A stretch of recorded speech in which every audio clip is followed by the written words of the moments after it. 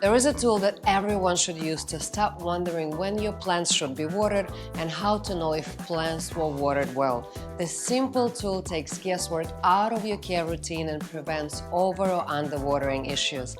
Today, I will explain and show you how to use this tool. Hi, I'm Juliet. If you have watched any of my videos, you know that the soil moisture meter is my #1 tool, and I strongly recommend always to test the soil using this tool before watering your plants to make sure plants are ready to be watered.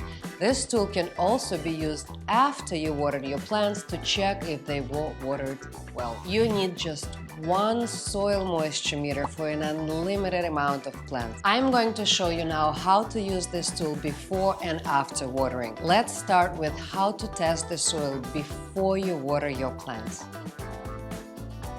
Once every 7 to 10 days, test the soil with the soil moisture meter. Testing frequency depends on the size of your plant. Smaller plants need to be tested more frequently as the soil in the smaller pots dries out faster. Stick the meter as deep as possible in a few spots around the plant without hitting the bottom of the pot. When the meter reading is in the recommended for your plant type moisture level, you may water your plant. For example, for plants like snake plant, ZZ plants, and all other plants that require the soil to be very dry before watering, the meter reading should be in zone 1, which is the driest before watering.